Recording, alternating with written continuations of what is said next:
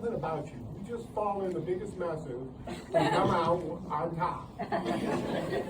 And I took his word for it.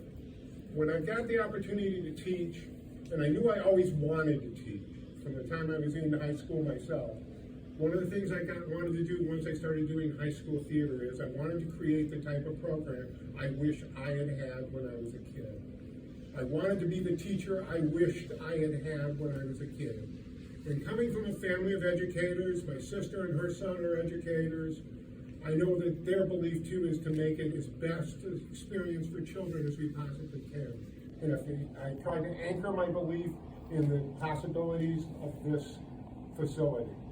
I worked with many great parents like the Rinkies. I was just talking, I just thought about them the other day, and Matt and Chris and Mark, who now works here, and Jeremy, who was here just like 10 minutes ago, and now he's graduated and on in life.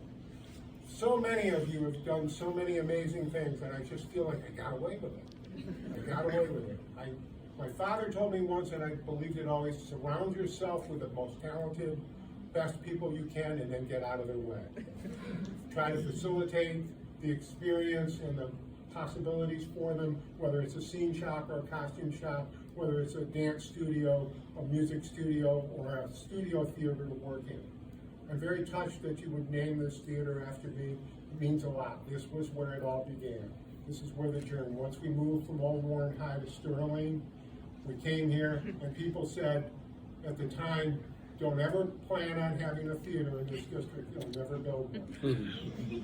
And this is all you're ever going to get. I went, There's a story, and I'll try to keep this quick because I know you have a show to do. There's a story I remember from when I was a kid called Stone Soup.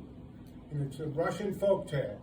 And where the people of the village realize that the Russian soldiers are coming, and they know they'll take all their food, so they hide everything. And when the soldier gets there and he goes, is there any food? They go, we have nothing. We've been without food forever. And he said, well, then I'll show you how to make soup out of stone. Stone? Just stones. That's all you need. So he got a big pot of water, and they started to boil it, and they put stones in, and he's stirring it. He said, this is really good. Oh, it's too bad we don't have just a little bit of salt. A little bit of salt will make it. He said, I think I have some. And then he stirred it some more and said, if we had a few vegetables. And they said, I think I have some. And they stirred it, and then some potatoes. Potatoes would be really good. And then some meat. And they stirred it, and then he shared the pot with everybody in the village and said, imagine this soup just from stones. And pretty much the TAP Wixpa program has been Stone Soup. They told me when I came here in '95, this is all we'd ever had. And we built one of the finest theaters in the state of Michigan for high school. This last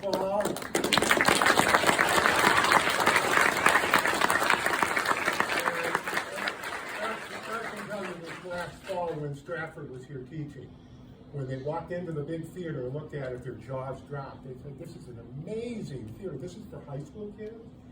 Yes, it is. You guys have done amazing things. I couldn't be happier.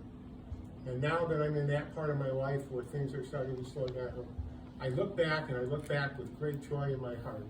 Because of you, all of you, I got to do wonderful things. And I will tell you this last word of advice.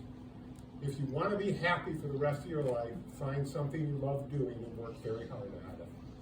And this has been my blessing and the gift I've had. Thank you so much.